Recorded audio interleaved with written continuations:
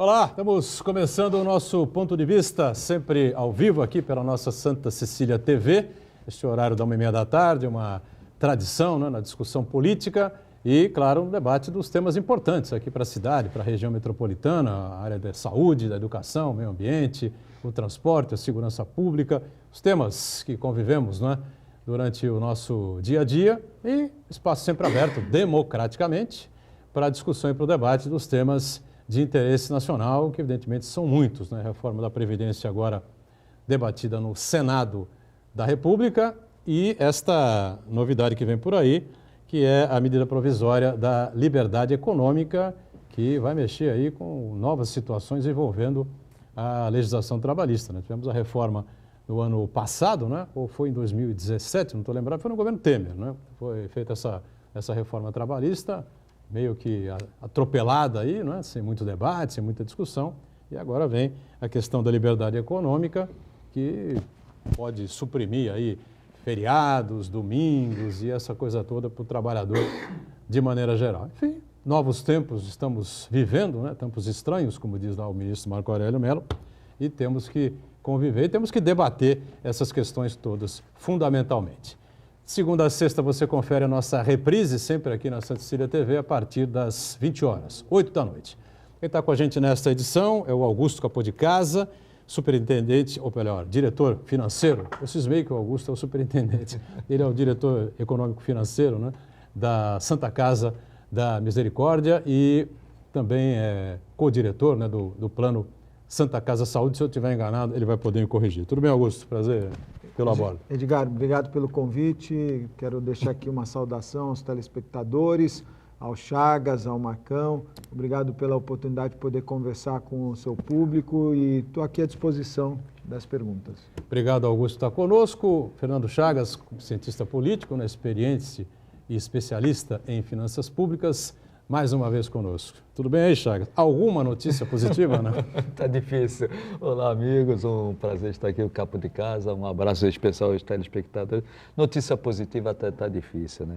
Por mais que a gente procure os números econômicos, os números são todos eles negativos. O que assusta nisso tudo é que o Brasil, apesar do Michel Temer, vinha melhorando. O Brasil, com Michel Temer, cresceu ridiculamente 1,1%. Mas cresceu 1,1%. No atual governo, nós vamos crescer 0,8%, menor, em vez de melhorar, piorou. Piorou por quê? Não porque a economia tem uma tendência de piora, simplesmente hoje nós não temos uma condição política que dê garantia e segurança para que o empresariado invista em infraestrutura, invista em produção, e que também gere renda, gere emprego para as pessoas consumirem. E o problema, então, não está na economia. O problema está, basicamente, na política.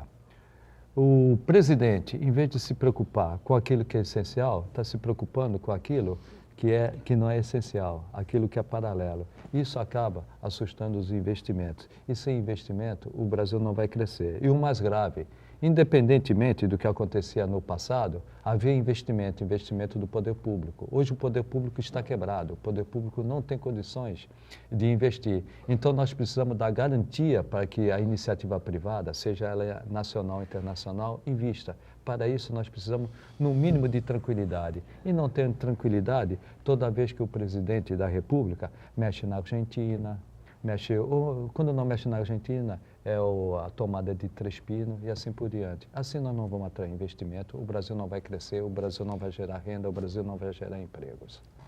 Marco Santana, lá na ponta, atento sempre às redes sociais, as transmissões nossas aqui do ponto de vista e a sua participação sempre muito importante aqui com a gente. Tudo bem, Santana? Tudo bem. Depois do que o Chagas falou, fica até estranho perguntar isso, mas... Mas vamos em frente, né? Saúde aí, não? Vamos em frente. Está otimista? Otimista. Boa tarde a todos, boa tarde, Augusto, obrigado por aceitar o convite.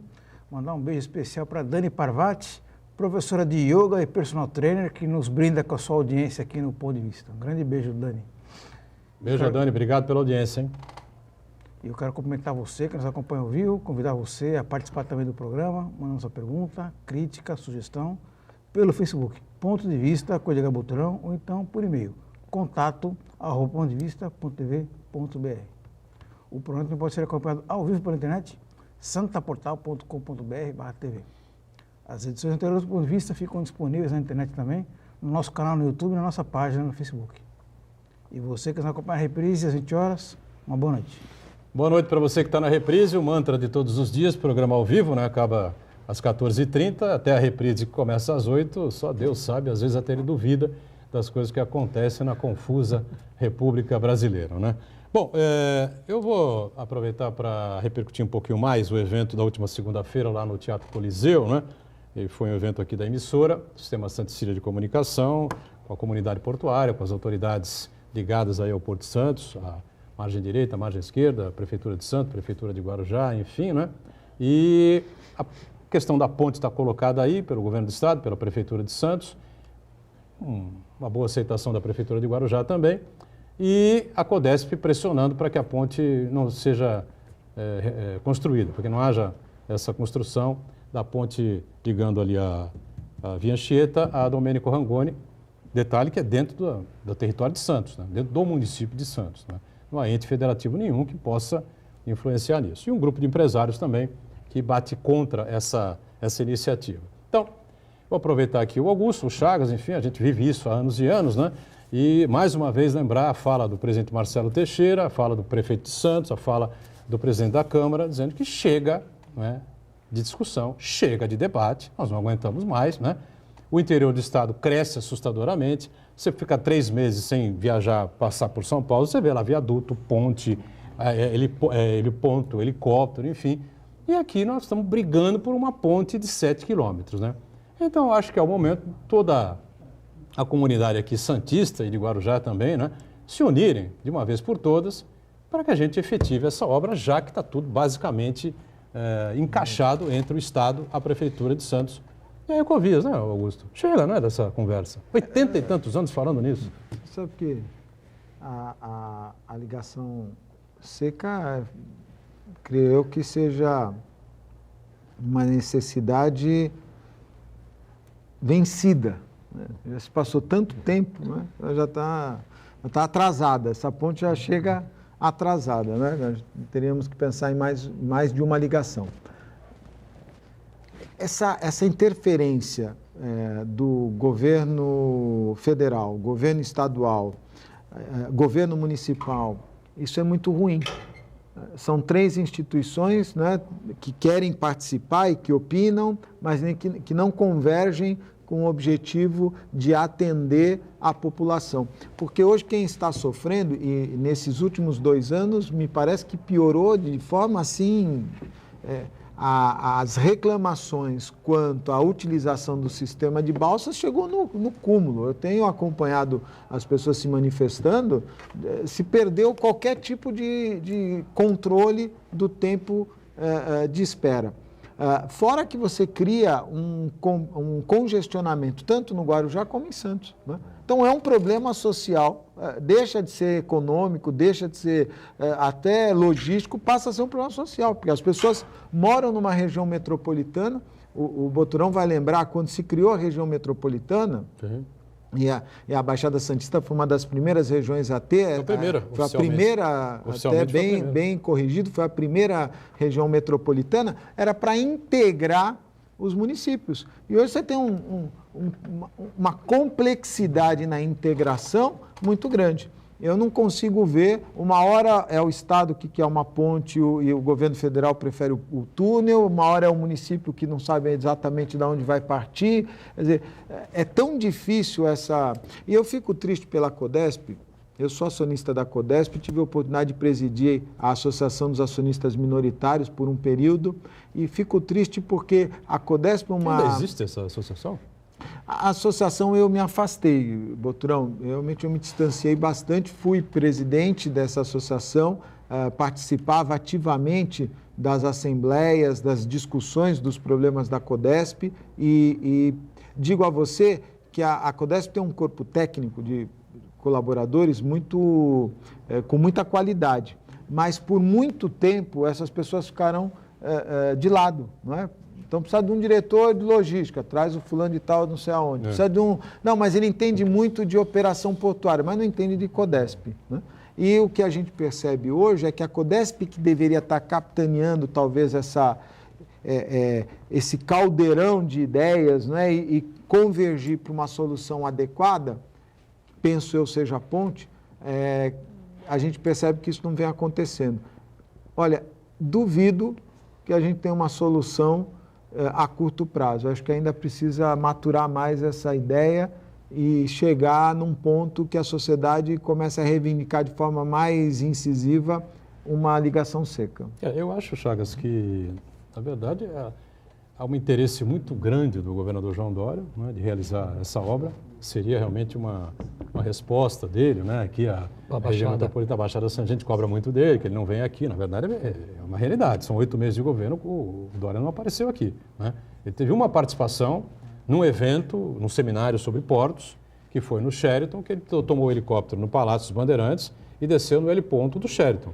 Aí desceu, participou do evento, foi embora, subiu, pegou o helicóptero e foi embora. Isso não é vir a Baixada Santista, né? Vamos deixar isso bem claro.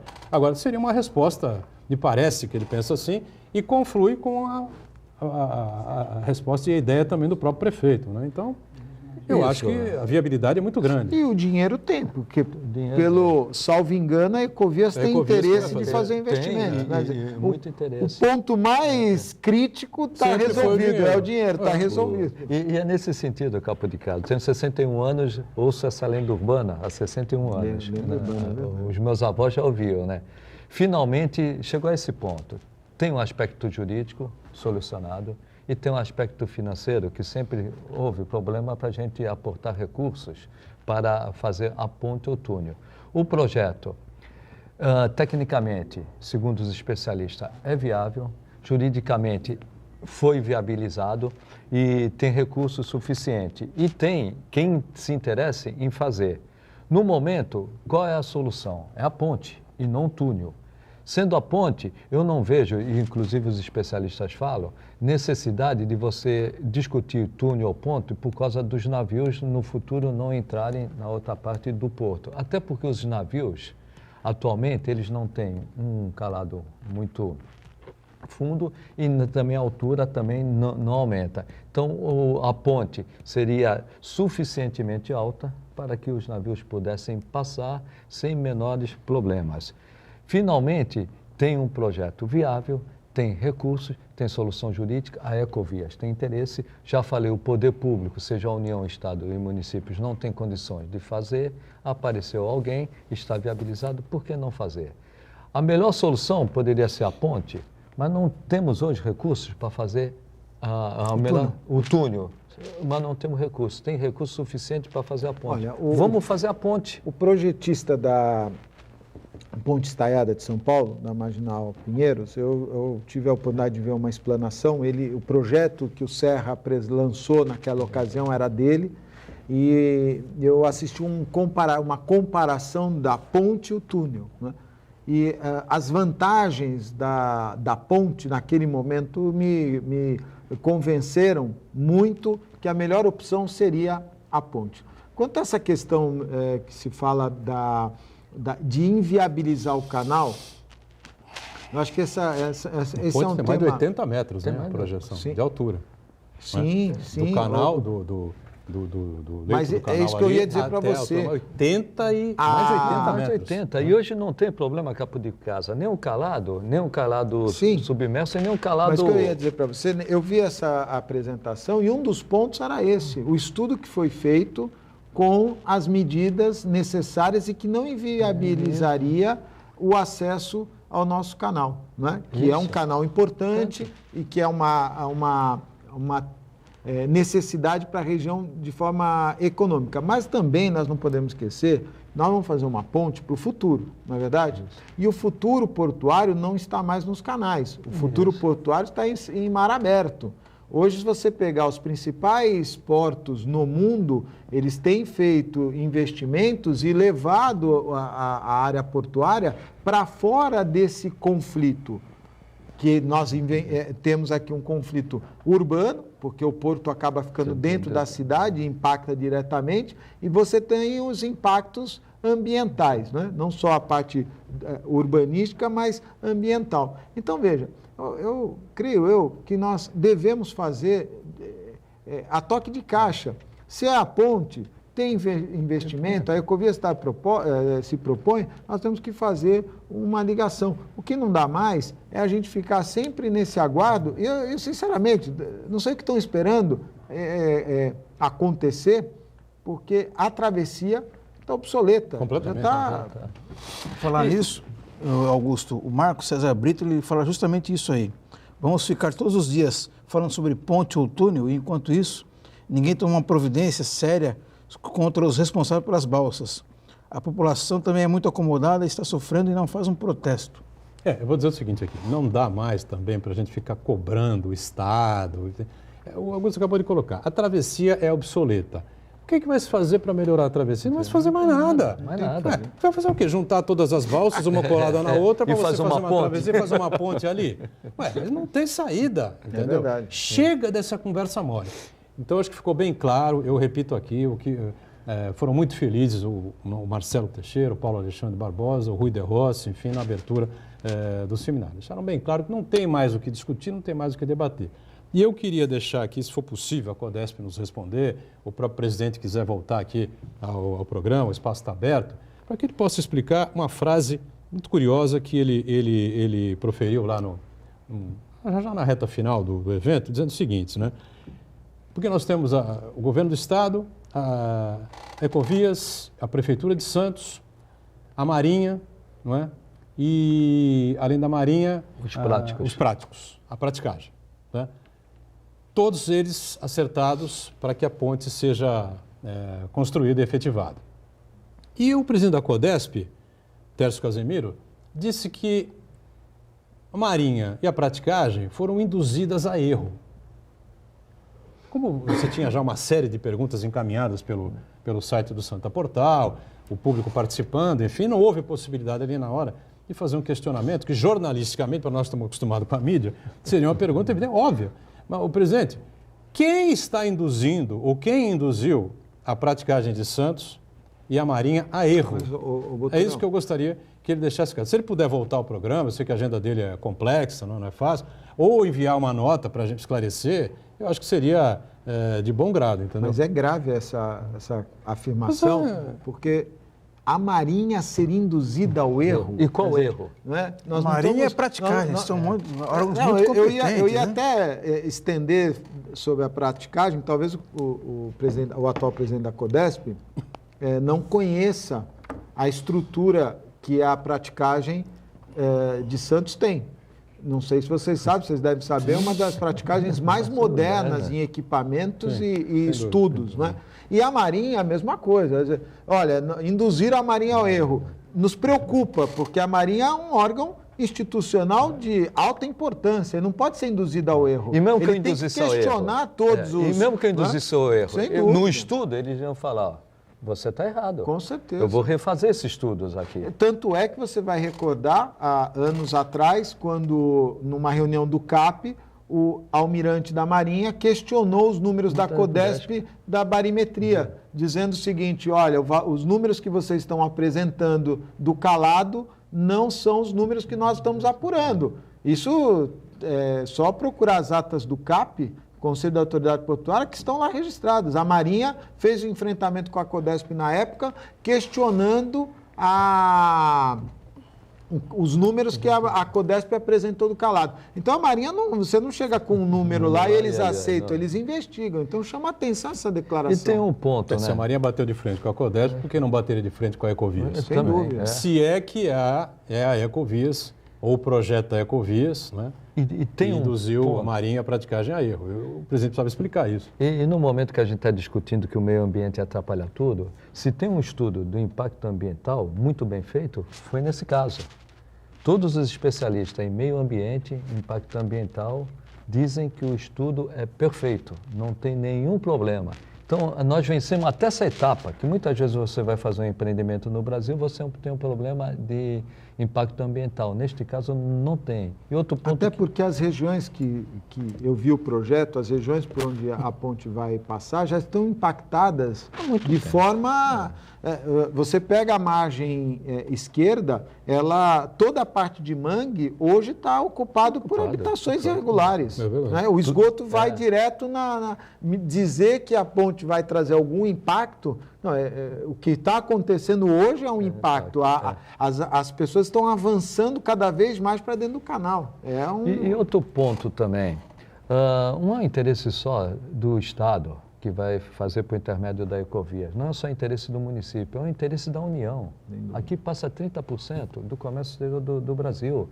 Então, vai favorecer também a nossa atividade portuária, o nosso comércio exterior. É um interesse da União, vai melhorar as exportações e as importações. Então, não há motivo para a União ficar criando caso. Muito bem, um break rápido, voltamos já com a sequência do ponto de vista, tá certo? Em instantes. Muito bem, voltamos com o ponto de vista, né? Conversando aqui com prazer com o Augusto Capô de Casa, diretor administrativo e financeiro da Santa Casa da Misericórdia, o maior hospital do litoral paulista, com o Chagas, com o Marco Santana, né? E eu queria nós recebemos aqui há pouco tempo, né, o provedor, né?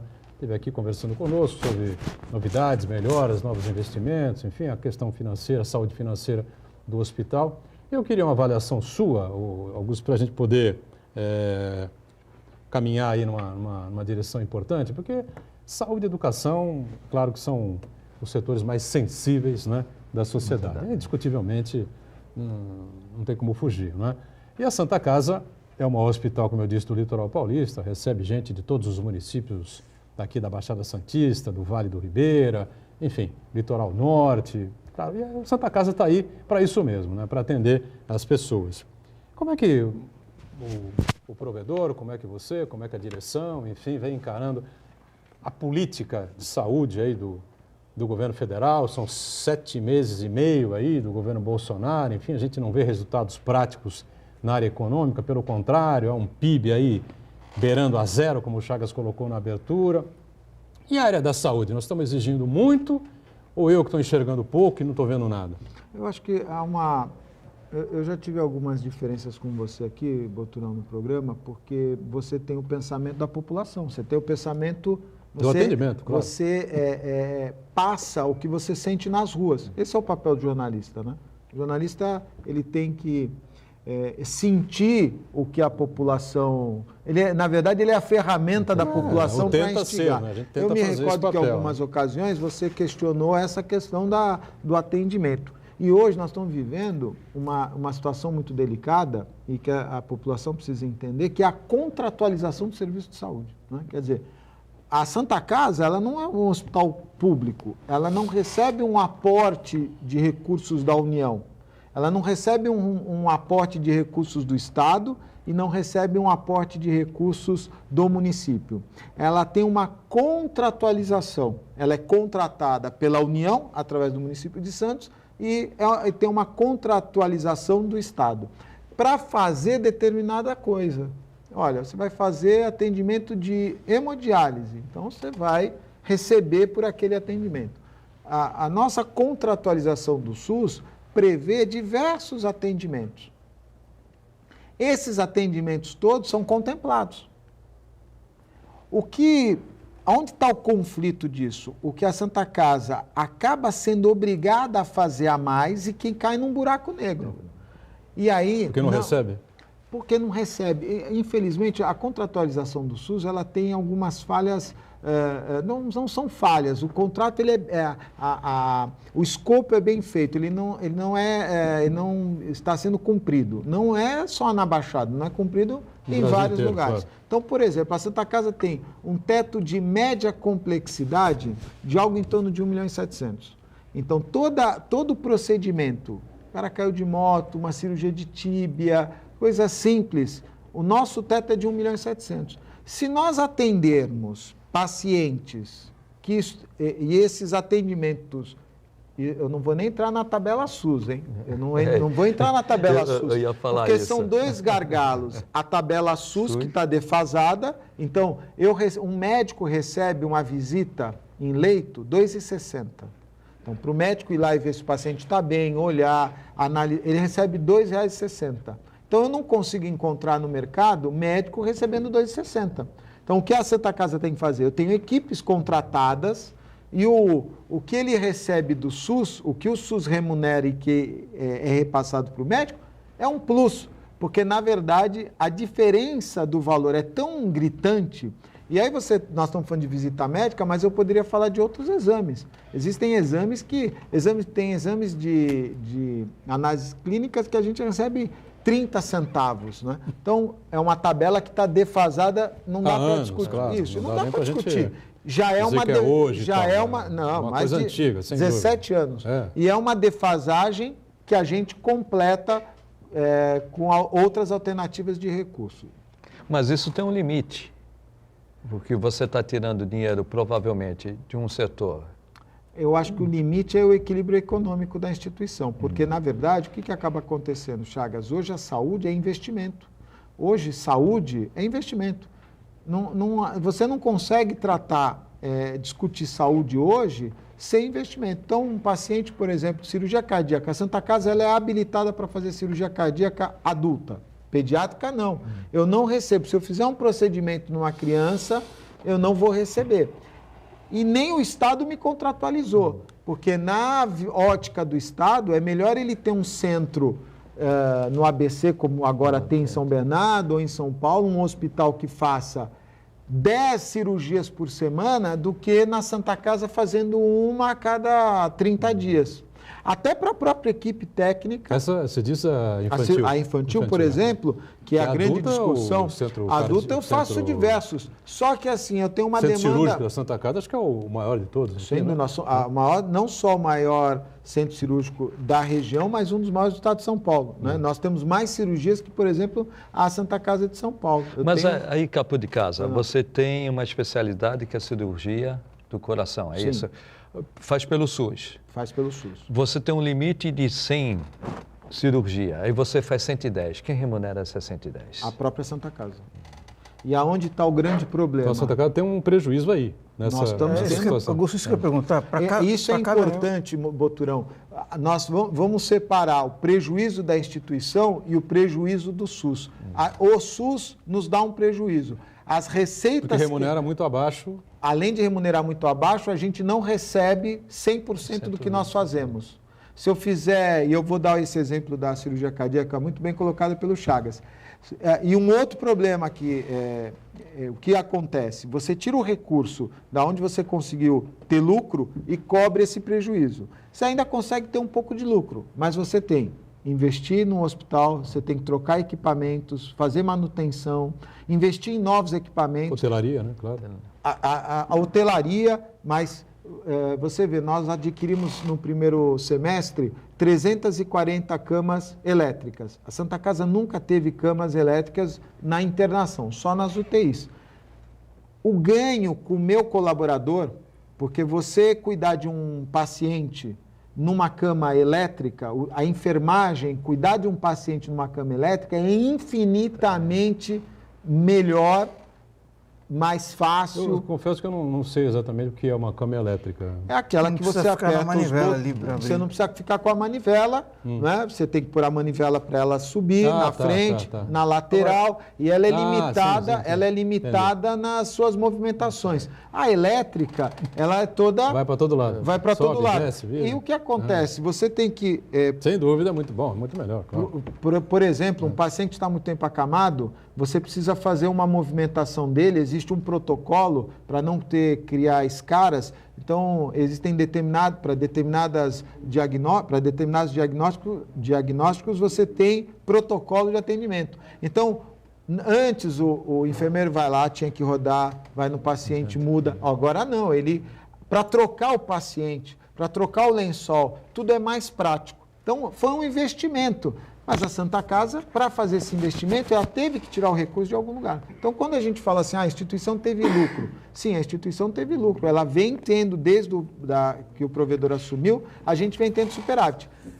Em contrapartida, a gente tem um baita de um buraco que está ficando cada vez mais difícil. A gente está falando, então, dessa defasagem entre o que o serviço realmente custa, né? Você está falando aí do R$2 por médico, assim por diante, e o que o SUS repassa, né?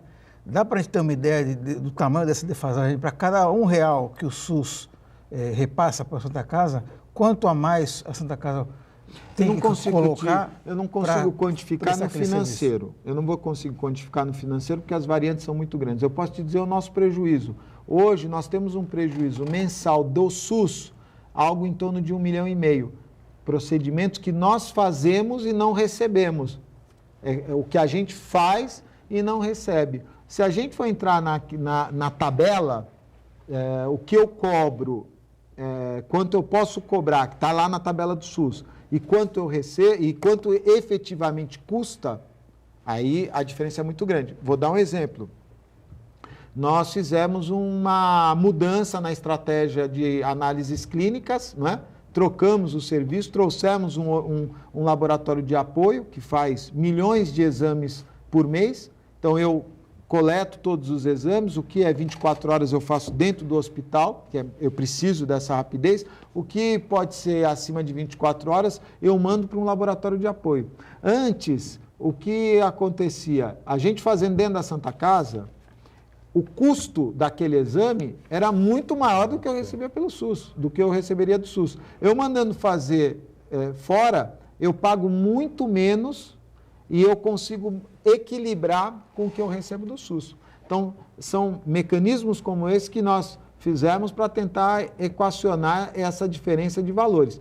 Mas na cirurgia cardíaca é o exemplo claro do problema. Eu tenho um ambulatório de cirurgia cardíaca do SUS. O paciente vai lá, de qualquer região, você não consegue controlar porque é uma porta aberta, ele vai lá e faz um diagnóstico. Eu tive um caso agora, recente, um paciente, ele precisou fazer uma endoprótese, que agora é uma tendência...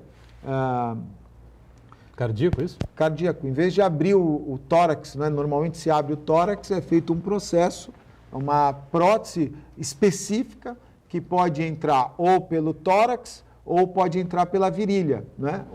As mais recomendadas são pela virilha. Nós temos 3 empresas no Brasil que fazem, são importadas, mas são 3 grandes indústrias, né? Custa R$300 mil. Uma cirurgia? Uma cirurgia. Não, a prótese. A prótese. A cirurgia eu vou até fazer pelo SUS, porque eu não tenho como não fazer. O meu profissional médico lá, o Dr. Jefferson, chefe da cirurgia cardíaca, ele vai receber o honorário do SUS, mas a prótese não tem jeito, custa R$300 mil. Quem paga esses R$300 mil? A Santa Casa. Ela tira da onde esses R$300 mil? Do nosso teto de alta complexidade. Quanto é o nosso teto de alta complexidade? Até o mês passado era 950 mil. Nós renovamos agora, conseguimos aumentar R$300 mil, fomos para 1.200.000. A conta é simples, Chagas. Se um procedimento eu gastei 300 mil, 1.200.000 menos 300, sobrou 900. Sabe quanto nós gastamos só de remédios oncológicos por mês? Para todo o atendimento de oncologia que a Santa Casa faz, que é porta aberta também, R$800 mil. Aí eu tenho neurologia, eu tenho ortopedia com as próteses que não são contempladas. Aí o Boturão vai entender que o sistema ele é correto, ele diz o seguinte, a lei diz o seguinte, tudo que você faz acima do teto de alta complexidade, você tem que receber. E você vai acompanhar hospitais pelo Brasil que se especializaram em fazer alta complexidade. Hospital de Barreto, só fazemos alta complexidade. A remuneração é melhor e ele recebe acima do teto. O que ele fizer acima daquele valor pré-determinado, ele recebe. Infelizmente, nós não conseguimos isso. O município não tem essa margem para nos pagar, né? Eu acho que tem muito aí uma discussão de o paciente é de São Vicente, de Praia Grande, de Santos, o recurso sai de Santos, sai daqui, sai de lá. Eu acho que essa é uma discussão que eu não gostaria de entrar, porque eu não conheço profundamente, mas sinto muito essa discussão de quem vai pagar a conta.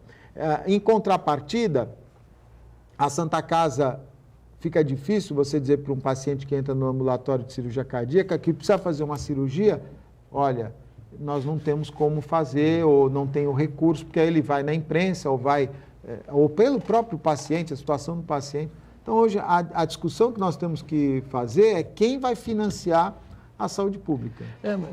Justamente nesse ponto, rapidamente, tem um buraco mensal de 1,5 milhão que você falou? Só na alta complexidade. Só na alta complexidade, 1,5 milhão. Isso é mensal. Sim. Vai chegar num ponto que vai se tornar impagável isso. Porque você Chagas, gastou. Mas já chegou. Em 2015, as pessoas... Eu fico surpreso, e às vezes fico bastante surpreso.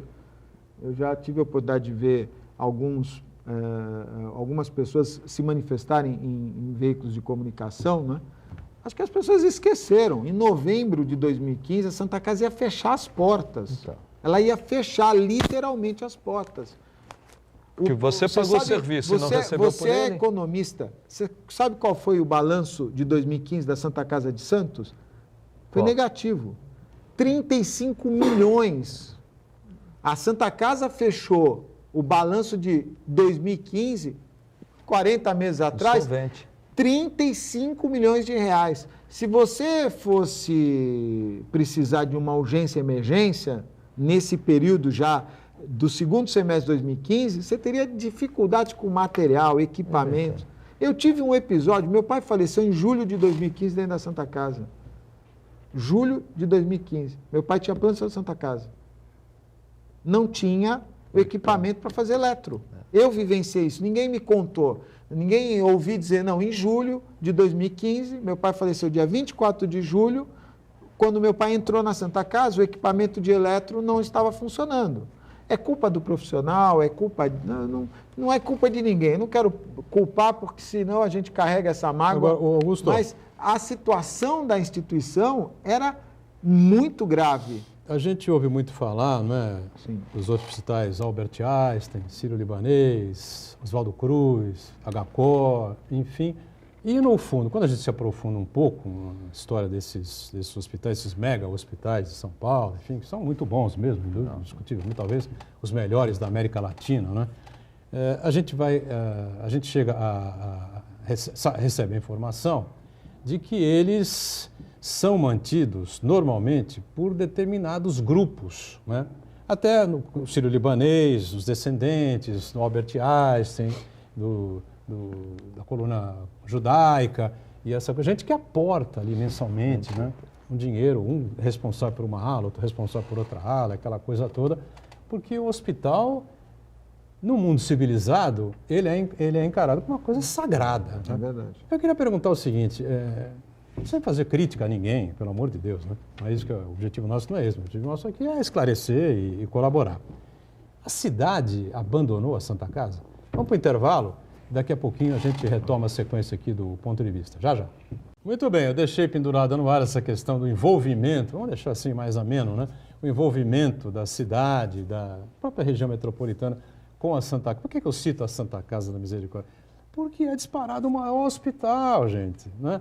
De todo o litoral paulista. Os outros hospitais são importantes, são bons, têm qualidade, têm um bom atendimento, sem dúvida, mas tem um porte muito menor, né? Então a Santa Casa é que aguenta o tranco aqui no dia a dia do litoral e da região. O Marcos Santana tem algumas participações aí, Santana? Nós temos 3 participações aqui. Primeiro, o Martinho Leonardo, ele pergunta o seguinte, por que um cidadão que não é afeito não é da região, peraí, deixa eu ler direitinho aqui. Não é da região? Como pode um cidadão que não conhece a região portuária e a Baixada Santista se opor a uma solução que agora é a mais viável, que é a ponte, querendo impedir a sua construção? Eu vou dizer, cara, não é bem, você está se referindo ao presidente da Codesp, não é só o presidente da Codesp que está aí levantando uma série de questões e afirmando que não é a melhor saída, enfim, uma série de empresários aí ligados a área portuária e que não vem na ponte uma boa saída, né? Mais ou menos por aí. E não é só ele. E o Wellington Gomes, ele diz o seguinte, que o que não pode é o povo não ser atendido na Santa Casa de Santos. Tem mais alguma, não? E tem aqui o Uriel Vilas Boas, ele pergunta aqui se os parlamentares e prefeitos da região metropolitana participam de movimentos para buscar investimentos públicos para a Santa Casa. Bom, é uma série de questionamentos, evidentemente que a Santa Casa é uma preocupação de todos nós, claro, né? Como eu disse, é o maior hospital da nossa região e de todo o nosso litoral. Então, o envolvimento aí, Augusto, da cidade, da região, com o bem-estar da Santa Casa, com a saúde financeira da Santa Casa, enfim. Boturão, eu posso falar desse período que eu recebi o convite do provedor e começamos a fazer um trabalho na Santa Casa. A população, ela ama a Santa Casa, ela tem um carinho pela Santa Casa, se preocupa com a Santa Casa, né?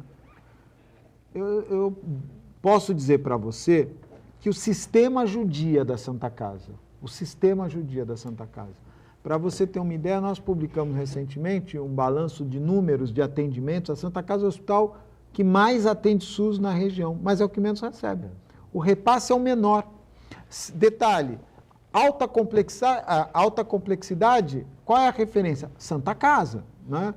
Recentemente nós tivemos uma pessoa que tinha plano e não atendia na Santa Casa, e me disse, não, eu quero ser atendido na Santa Casa, nem que eu pague particular, porque eu me sinto mais seguro. Santa Casa tem UTI neurológico, UTI cardíaca, UTI coronariana, 2 hemodinâmicas, um centro cirúrgico de ponta. Nós reformamos, trocamos equipamentos de anestesia, fizemos um investimento forte na parte de equipamentos. Nós temos especialistas em todas as áreas, que é uma tendência que hoje os hospitais têm eliminado especialista, ele tem o clínico geral, não é? A Santa Casa manteve isso. Equipes de cirurgia 24 horas, que não tinha. Em 2015, você não tinha uma equipe 24 horas de cirurgia. Hoje nós temos, hoje não, desde que assumimos, foi implantado um sistema, hoje eu tenho 2 cirurgiões 24 horas na Santa Casa. Então, toda essa construção, respondendo ao Wellington, tem um custo. Se a Santa Casa, e muitas pessoas imaginam o seguinte, a Santa Casa recebe dinheiro do governo federal ou do SUS e tem que atender. Não é verdade. A Santa Casa ela é contratada para atender um determinado número e fazer um determinado número de atendimentos. Vou dar um exemplo, maternidade. Maternidade de Santa Casa é porta aberta. Porta aberta. Que esse é um grande problema na saúde. A porta aberta você não controla. Você pode entrar 10 pessoas hoje e entrar uma amanhã. Em todo o mundo, o paciente ele é referenciado. Ele vai a uma unidade de saúde, de lá ele é referenciado para um hospital que vai dar a retaguarda. Santa Casa tem a porta aberta. Então, isso leva a dizer que, numa madrugada, eu posso receber 5 gestantes de alto risco. Elas vão chegar pela porta da Santa Casa. Vão ter que ser atendidas, evidentemente, claro. Sem dúvida. Se eu tiver UTI neonatal lotada, o meu obstetra não quer atender a paciente. Por quê? Pode ser um problema... Ele vai colocar em risco o atendimento. Eu tenho 10 leitos de UTI neonatal. Em razão da retaguarda da Santa Casa ser adequada, a gestante de alto risco não quer correr risco, vai para a Santa Casa. E qual é hoje o nosso desafio? A UTI neonatal lotada. A UTI neonatal... Quantos leitos você tem ali no neonatal? Na UTI neonatal são 10 leitos e 2 de reserva técnica, mas são 10 leitos. Se for necessário, 12. 12. Mas a gente trabalha dentro da legalidade. Então, o que acontece? Quando você fecha o atendimento, não é que você está fechando. Eu estou com a UTI lotada. Eu posso pôr em risco aquela gestante. Qual é o outro hospital que faz atendimento de alta complexidade na parte de maternidade? Mas ninguém. Eu estou com uma criança, essa criança com cardiopatia congênita veio dos estivadores. Foi para a Santa Casa. Então, eu acho que... É caso cirúrgico também, não? É caso cirúrgico. Saiu ontem a liminar, doutor Frederico, obrigando o Estado a encaminhá-la para um... Ela já estava, imediatamente a gente insere no CROSS. E aí você vai me permitir, eu sei que eu sei que eu vou roubar o seu tempo, mas 2 minutos para explicar isso que é importante. A Santa Casa, nesse caso de cirurgias cardíacas, ela deveria não fazer a cirurgia, e sim monitorar o paciente, a gestante. Nós tínhamos que ter do Estado a seguinte contratualização. Quando a gestante é identificada, quando na gestação já é identificada a cardiopatia congênita, nós temos o médico, o pediatra, o cardiologista, o pediatra cardiologista, e nós temos a parte de ultrassom. Então, a gente consegue o ecocardiograma, temos toda essa parte de imagem. Então, nós poderíamos monitorar essa criança, dar todo o atendimento e programar para que ela nasça em uma instituição que imediatamente já faça a cirurgia cardíaca. Por quê? Porque é natural que você, como qualquer pai, você quer o melhor para o seu filho. Eu tenho uma equipe que faz uma cirurgia dessas a cada 15, 20 dias, que é a média que nós temos na região. E um centro em São Paulo, está aí a 1 hora, 1 hora e meia, que faz 10, 15 dessa por semana, a equipe está afinadíssima. Claro. Ela está preparada para qualquer... E nós não temos, é uma coisa simples. É tão difícil o Estado fazer isso, que Santa Casa cuida das crianças, fez a cirurgia, teve alta, volta, nós vamos continuar cuidando. Agora, deixar a criança que precisa de uma cirurgia em fila de espera... E aí, não é um assunto novo, né? Algo que já... Pois não. Augusto, eu queria mudar um pouquinho de assunto, mas outro assunto que eu considero também muito importante, que também faz parte da história da cidade, assim como a Santa Casa. O Escolástica Rosa é um prédio histórico, presta um serviço muito importante na educação de jovens, né? Inclusive... fazia parte ali da herança ali do João Otávio, né? Era uma premissa do João Otávio, e que aquele local ali fosse dedicado à instrução de jovens carentes, e de fato vinha acontecendo isso, mas acontece que agora o prédio fechou, né? Então eu queria, por conta da questão estrutural dele, o governo do estado se retirou do espaço ali. Eu queria saber de você qual que é o destino ali daquele prédio do Escolástica Rosa. Primeiro eu queria agradecer a oportunidade que o Boturão está dando à Santa Casa de poder vir aqui e até me coloco à disposição, né? São muitos temas e numa próxima outras oportunidades, sem dúvida. Porque muita coisa se fala e qual é a verdade, né? A Santa Casa recebeu o imóvel do Escolástica Rosa no dia 30 de julho de 2019. Nós acabamos de receber as chaves do Escolástica Rosa. Até o dia 30 de julho de 2019, nós não tivemos acesso ao imóvel. O imóvel, a Justiça, o Ministério Público do Trabalho obrigou o Centro Paula Souza a entregar o imóvel no dia 30 de dezembro. O Centro Paula Souza não entregou o imóvel. Nós entramos com uma ação dizendo, nós queremos retomar o imóvel para que a gente cuide de um patrimônio que é nosso. Porque até então, o imóvel todo estava alugado ao Centro Paula Souza. Quem deixou o imóvel chegar nesse ponto foi o Centro Paula Souza. Essa é balela dizer, não, mas tem um contrato que o Centro Paula Souza, o governo não pode cuidar de um imóvel alugado. Por isso que o prédio do primeiro distrito está caindo aos pedaços, por isso que o imóvel que abrigava a delegacia de trânsito na Conselheiro Nébias caiu aos pedaços, por isso que as escolas estão abandonadas, aquelas que são alugadas, e acho que até as que não são alugadas. Quer dizer, é fácil você ocupar um imóvel de outro e dizer assim, olha, nós não temos responsabilidade. Isso realmente é uma coisa inaceitável. Inaceitável. Né? E as pessoas precisam saber que a Santa Casa recebia, por 17 mil metros quadrados, num ponto nobre da cidade, R$166 mil por mês.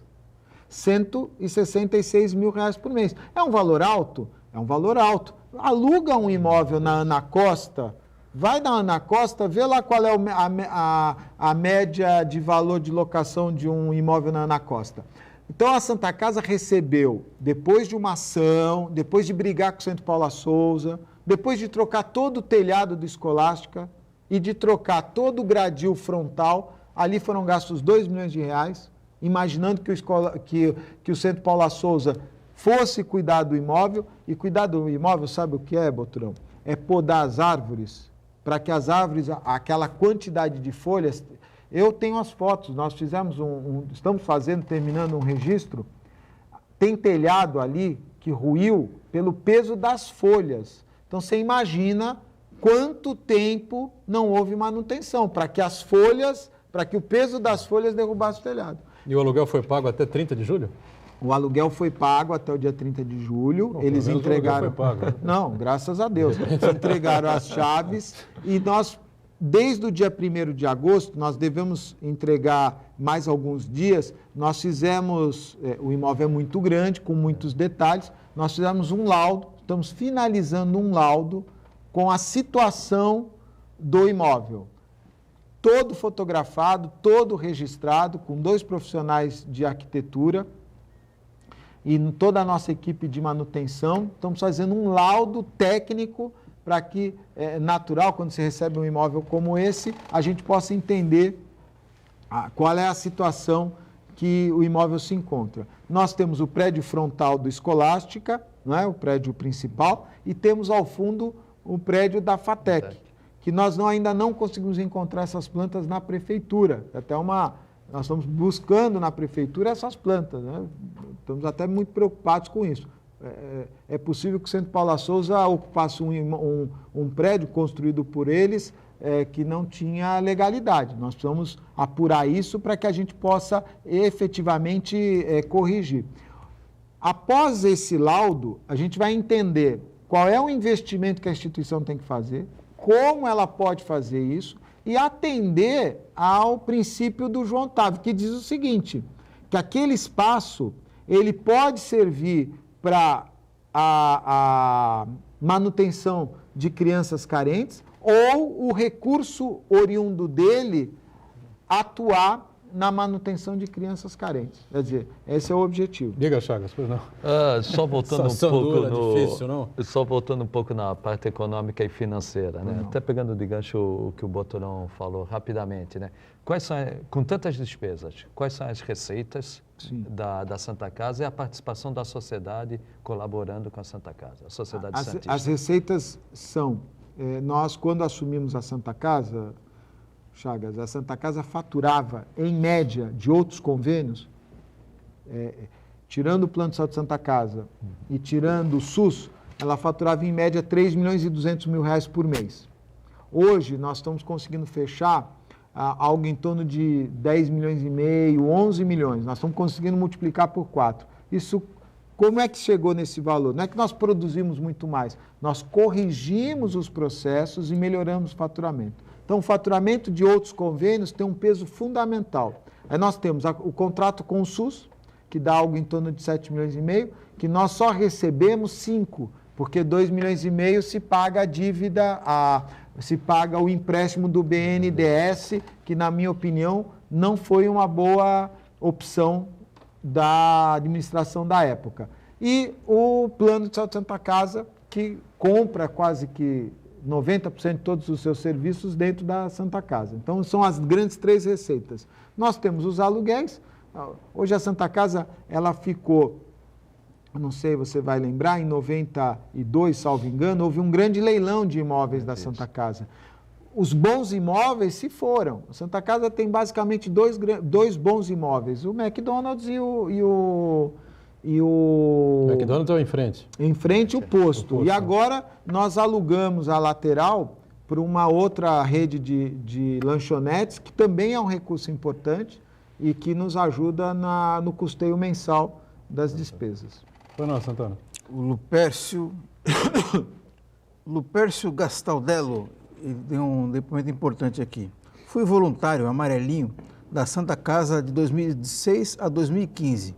Sou testemunha de quase milagres que médicos fizeram para atendimento perfeito de tantos pacientes. Santa Casa é a melhor estrutura de atendimento de todo o litoral paulista. Sem dúvida. Não é por isso que nós estamos aqui sempre com a bandeira da Santa Casa. Aliás, de todos, deixar claro, de todos os hospitais, todos os planos de saúde aqui da cidade, da região metropolitana. Tomara a Deus que São Vicente, Cubatão, Praia Grande, Guarujá. Aliás, uma parceria da Praia Grande, rapidamente, 3 minutinhos para você falar com a Prefeitura de Praia Grande, né? O Augusto vai voltar aqui várias e várias vezes ainda para debater a questão da Santa Casa, da saúde e outros assuntos importantes, né? Ligados à região, ao país, à política, à economia, essas coisas todas, né? Mas tomara que todas as cidades da região tenham hospitais qualificados e que a gente possa ter bom atendimento para todo mundo, é o que todos nós desejamos. Rapidamente, essa parceria com Praia Grande, Augusto.